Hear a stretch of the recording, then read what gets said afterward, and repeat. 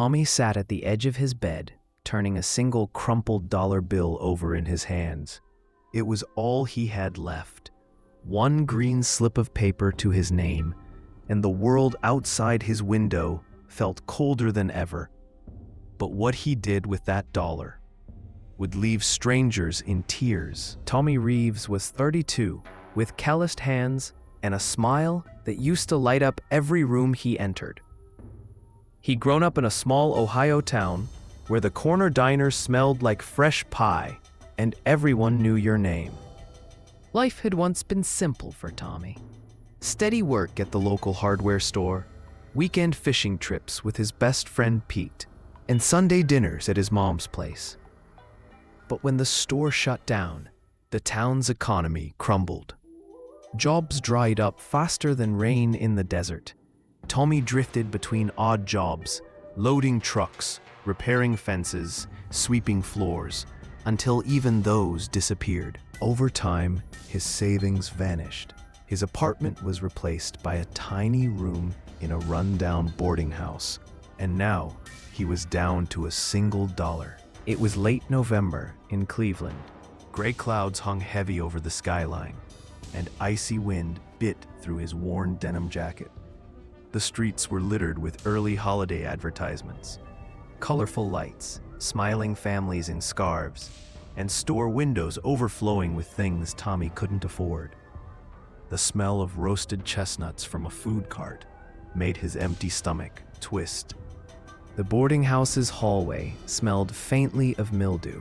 Tommy's room had one rickety bed, a cracked nightstand, and a small window with paint peeling around the edges. Outside, people hurried by in thick coats, clutching shopping bags, while he sat with his last dollar, wondering if it would be food for himself or something else. That morning, Tommy had walked past a small bakery. A little girl in a puffy purple coat stood outside, staring longingly at the cakes in the window. Her breath fogged up the glass as she pressed her hands against it. Her mother knelt beside her, whispering something with a soft smile, but the sadness in her eyes was hard to miss. Tommy overheard their conversation, the mother telling her daughter that they didn't have enough money for even a small cupcake. The girl's shoulders drooped, and they turned to walk away. He kept walking at first. He had to. $1 wouldn't buy him much, but it might be the difference between having something to eat or going to bed hungry that night. Yet, as he walked further, the image of that little girl's disappointed face kept flashing in his mind. He thought about his own childhood, how his mom would sometimes skip her own meals just to make sure he had a treat on special days. Tommy stopped in his tracks. He pulled the dollar from his pocket and stared at it for a long moment. It wasn't much, but maybe, just maybe, it could bring someone else a little bit of happiness. He turned around and walked back toward the bakery. The bell over the door jingled as he stepped inside. Warm air, filled with the smell of fresh bread and sugar, wrapped around him. Behind the counter, an older woman looked up with a kind smile. Tommy slid the dollar across the counter and asked, "What's the smallest sweet you've got for this?"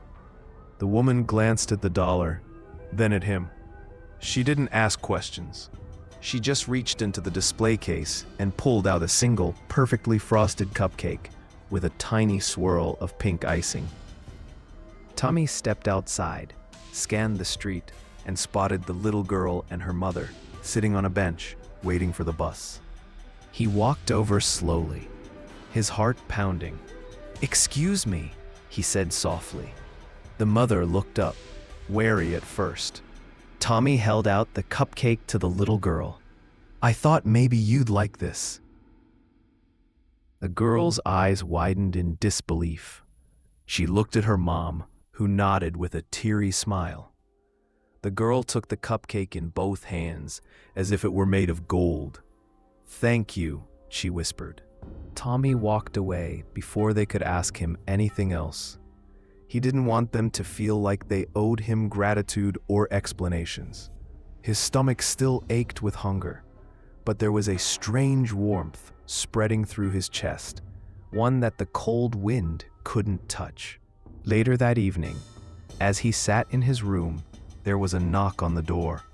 It was the boarding house's owner, holding a grocery bag. "Someone dropped this off for you," she said. Inside were a loaf of bread, a jar of peanut butter, and a small envelope. Inside the envelope was a note. "Kindness comes back around. Thank you for making my daughter's day, Lee." And tucked inside that note was a $20 bill. Tommy smiled as he held the note. He'd learned something priceless that day. Even the smallest act of kindness, especially when it costs you something, has the power to ripple outward in ways you can't imagine. Sometimes the quickest way to fill your own empty heart is to help fill someone else's.